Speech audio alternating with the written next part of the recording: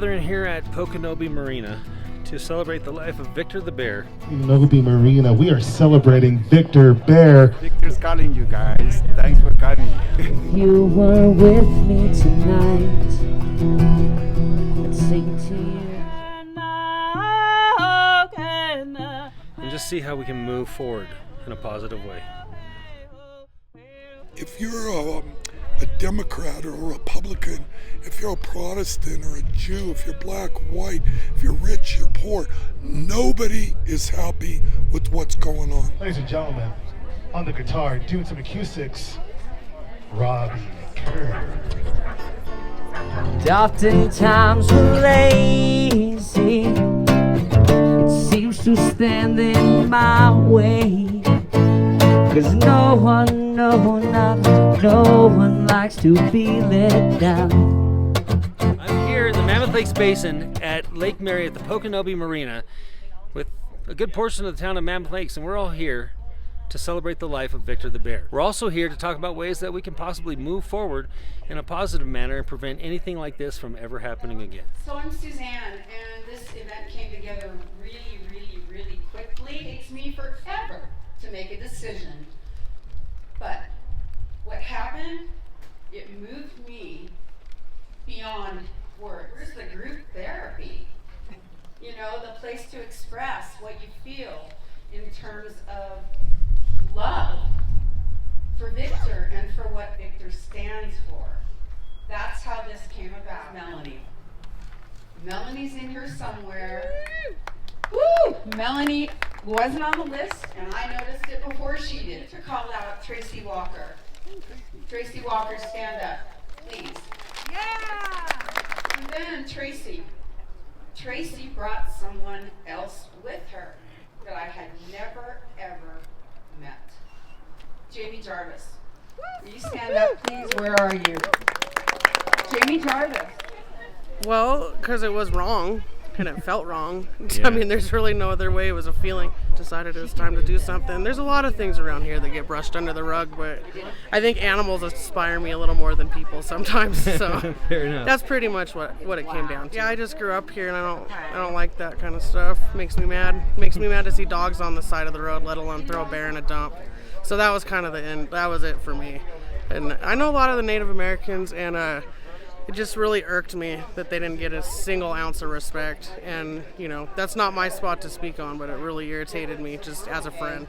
We are blessed to have several members of the Paiute tribes, both from Bishop and Lone Pine here. And I know that Jamie has a lot to do with this as well, but we're honored. I would love to introduce Aunt Rosia. What she is going to do is bless us. So extremely important. So as I said, I know there's a lot of emotions. I know we're filled with a lot of thoughts and ideas, and we want to make change, and you know, we want the positivity to stream through and have these changes for the wildlife. So I'd like to honor this traveling song for Victor, and if I could ask you guys all to rise in a good way and remove your covers, and while I'm singing, just think of Victor and that journey that he's taking to the other side, and to think of his daughter that he left behind, and to think of the family of animals that he leaves behind. And, by no means do I represent, you know, any tribal council or any of those members. I'm here as a tribal community member.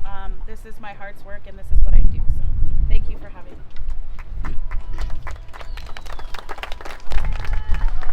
I just really hold a sacred space for, you know, being able to be a guest on this land, to be a guest on this earth. We are only visitors here, and you know, this is Victor's land. So when we go camping or we travel or we go hiking, we are in their home. That's their domain. And so it's crucial that we learn to take care of the land and give back to the land and pick up trash and acknowledge, you know, how many generations of people have existed upon the land and how they've taken care of the land before us to be able to hike these trails and see these waterfalls and see these destinations.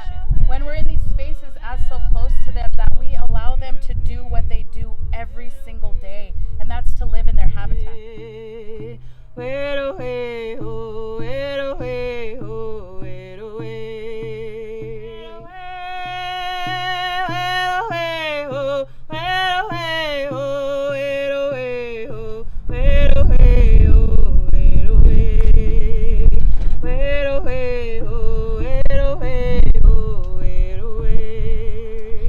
camp post up here, and we have some here today, all of them in the Lake Basin area, they felt the same special connection with Victor as I did. We all have our favorite stories and moments of Victor and would often share with one another. One of my favorite stories is when I was craving Ritz crackers. I had put some in my pocket, was walking towards my friend's site when they hollered, "Kathy, your friend's behind you." Yeah, I turned and sure enough, there was Victor following me. I looked back at him and said, "Not today, buddy." Never once did I feel threatened in the presence of Victor. My husband's favorite story is when I confirmed that yes, in fact, Victor is a boy. I'm not going to go into that story.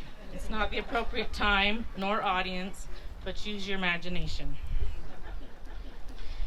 Like many of us, I've been carrying a heavy sadness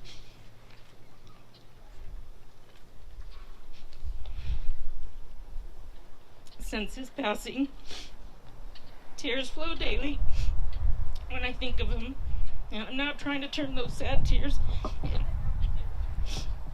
remembering all the good times and stories of Victor. Our bearkin, our bear relative, and I see that as a mirror of what's happening in our world right now. The disregard, the disrespect, the carelessness, the selfishness. Really good to see people activated. This activated a lot of people, and some people for the first time. And so I'm really hoping that people can take that and turn it into action. Yes, Mr. Searles is in the house. As much as these people have taught me and how slow of a learner I am, they were patient and they taught me the right way. I'm not in that frame of mind or that heart right now. I haven't forgotten my lessons, but I'm pissed off. I got busy and started trying. I love you. Maurice. Check 1, 2. Thank you, Maurice. You're the man. Right after. Come on, brother, help me out. This is the best I can do. All the community members and all you people that live up here, work up here, you made up the difference. People credit me, but it was the community that's still being watched all over the world. And we all changed. It changed us. It didn't change the state or federal agency. Appreciate all the people that the rose-colored glasses and the glass half full. Mine's all the way empty. Thank you. I appreciate you. I hope that this time we can make some change, that we can affect change. Ambi said, not our bears. I word it differently. They're our bears. This is our water. These are our trees. This is our land.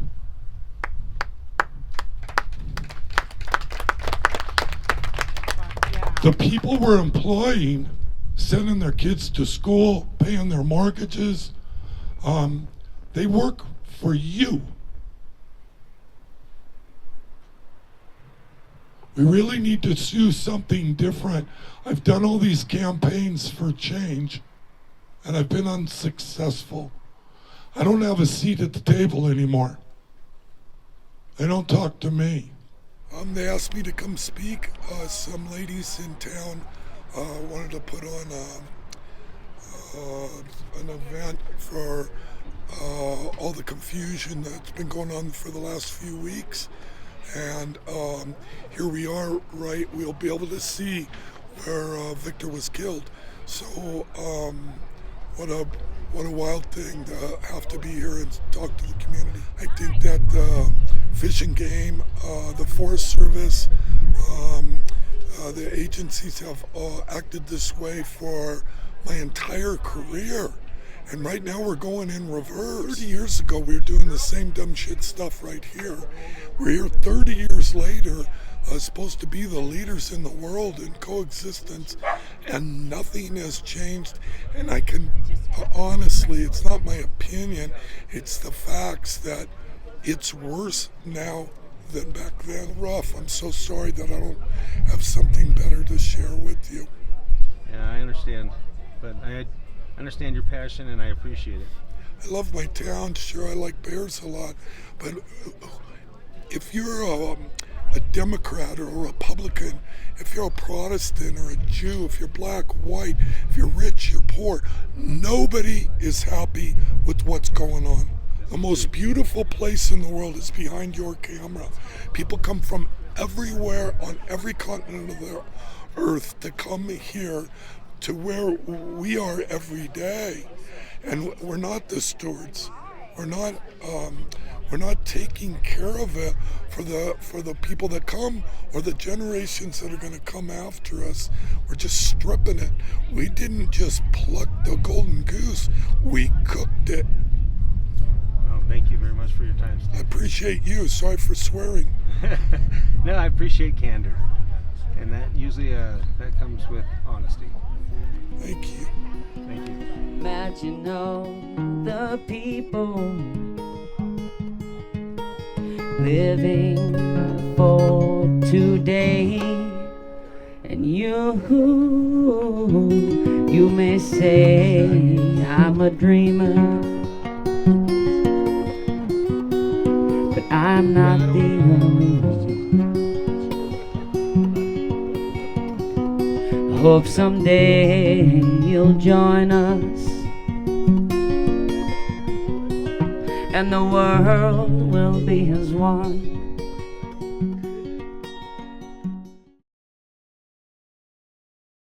I was about maybe 10 years old, 11 years old. I met Steve Searles through my grandparents.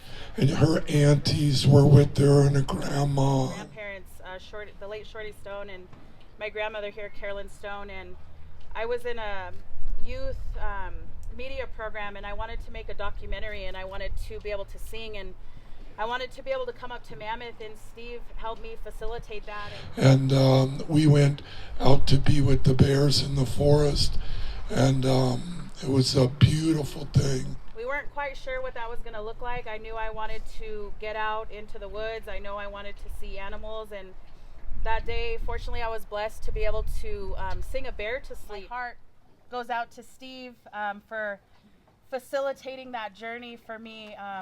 I can remember it like I was yesterday. I was in a buckskin dress. She did. She came up in a beautiful buckskin dress and with beautiful beadwork, and she was wearing beaded moccasins. We had a whole camera crew out there, and my grandparents were out there, and they were telling me get closer, and I wasn't quite sure how I felt about that, but Steve helped me get about as close as from me to probably the cabin here behind us, and I sang that bear to sleep, and I'll never forget how graciously that bear went down, and what an honor that was for me. What she didn't know was while we were shooting this film, they needed some more batteries. And so they sent me, and I went back to my truck to fetch the batteries. I went back through the forest to get back to Amby and the cameraman. I can track pretty good. And I was tracking a young girl in moccasins in our forest. And so it was very special, and it was really difficult to track her.